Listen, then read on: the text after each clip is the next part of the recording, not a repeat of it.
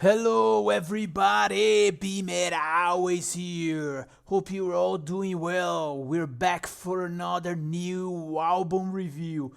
This week I'm reviewing AYREON Transitus, released by Music Theories Recordings on September 25th, 2020.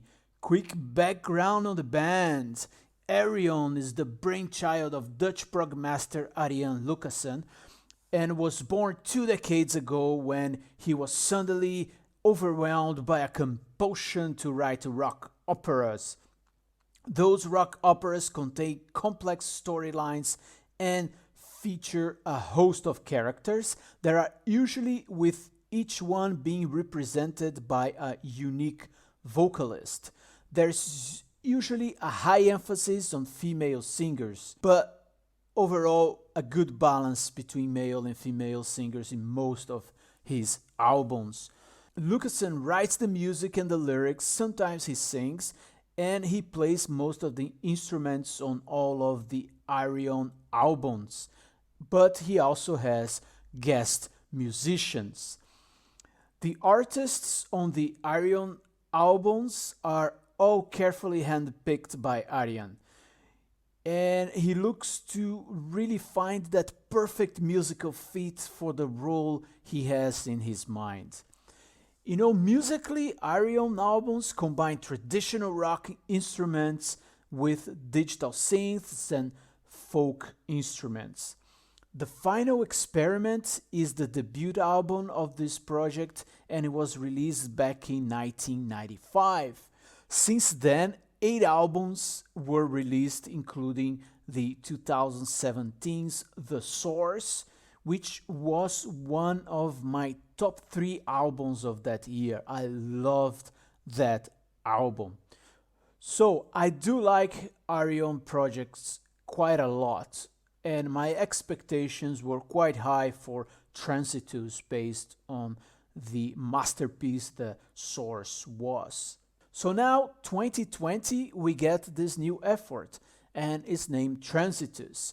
It has 22 songs. There are 9 songs, but the first song is broken down into several parts. So in Spotify, you will see 14 songs on the first part that are that in the CD versions are on the first CD, and then there are 13 songs in the second CD. This 10th studio album runs for 80 minutes, and according to Arjan, the lyrical content is inspired by supernatural movies such as The Others, The Challenging, and Ghost. It focuses on a new story, fusing sci-fi theme with a gothic ghost story. Partially set in the 19th century, starring lead characters Abby and Daniel. In terms of musicians, the album features Tommy Karavik from Camelot as Daniel, so the main character, and Camille Gilbert as from Oceans of Slumberers as Abby. The cast also features Simone Simons from Epica, Dee Snider from Twisted Sister, Joe Satriani, Marty Friedman, Joanne James from Threshold, Noah Grumman from Stardust, Marcella Bovio from Mayan, Caroline Westendrop, The Charm and the Fury, Paul Manzi from Arena, Michael Mills, and Amanda Somerville, among many others, so that was already a long list. Musically, the album was inspired by the soundtrack composers such as John Carpenter, who did Halloween, of course, Ennio Morricone, who did Once Upon a Time in the West, and Jerry Goldsmith from The Omen. I personally think that the music on this album is, it's typical AYREON album, and therefore reminds me quite a lot of Nightwish and Camelot. But especially this time, it brings me back to Rick Wakeman's Journey to the Center of the Earth. That's due to the heavy emphasis on the keyboards, but most importantly, because of the notable use of constant narrations before every single song. Transitus is narrated by one of the most iconic and recognizable voices in sci-fi history, most known from his 8-year stint as Doctor Who, Tom Baker. The usual drummer partner, Eddie Warby, is not on this album, and the drum chops are done by Juan van Emmerlot. Joost van den Broek on piano, electric piano, and electric organ is one of the musical foundations on this album. Now, I must say, Tom Baker sounds great on all his narrations. It really brings the theatrical feel to the album. The singer cast is not as jaw-dropping as in some of his previous works, but AYREON still could choose good ones and make it a quite of an okay cast. Tommy Karavec does a good job as the main character, but I don't think it was his best performance ever. He's probably the singer to be heard the most, no surprise, because yeah, that's the main character.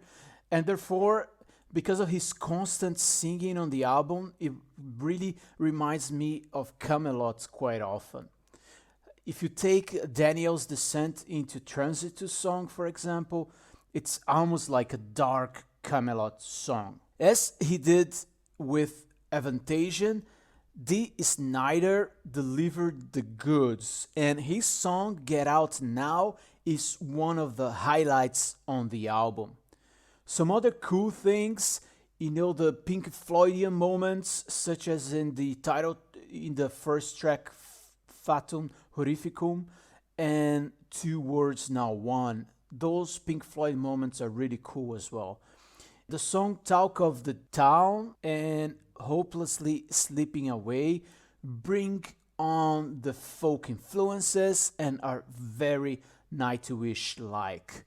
I also found that the Marty Friedman solos on Message from Beyond is really, really cool. Overall, there's a lot going on those 80 minutes with some great moments and awesome songs. But now we get picky. The album is too long, with 1 hour and 20 minutes, and there's an extended number of narrations with some awkward lyrics at times. When I think about, for example, the album Nightfall in Middle-earth by Blind Guardian, they chose to do a separated tracks for all the narrations, and the actual songs were standalone tracks. So if you wanted to listen to the whole album, you can do so and listen to all narrations. But you really wanted to focus on the songs, on the music, you could do that by creating your own playlist.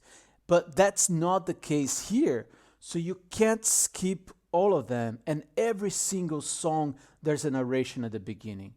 And while it's fun to listen to all the 80 minutes with all narrations and the story a couple of times as a full album, that's fun. But later, and after several listens, it gets very tiring, at least for me. It's like a borderline theater or a Broadway play or something, and I'm not a big fan of those. So it's really a personal thing for me as well. And I must also say I was disappointed with the guitar solo of one of my guitar heroes, Joe Satriani. His solo on the album was not very impressive. Now, how do I sum this all up and wrap up my view on Transitus? Well, this is definitely the most cinematic and outrageous album that AYREON has done it. And for diehard fans, I think Transitus will work and probably will be well received by most fans. But for newcomers, there are better albums to choose from, in my opinion. And if you didn't like him before, I don't think this album is going to change your mind. So I'm giving it 77 out of 100. So just good enough for me to be considered a good album. And it's certainly worth a try. All right, that's it for this week. Thank you for listening and BeMetalways.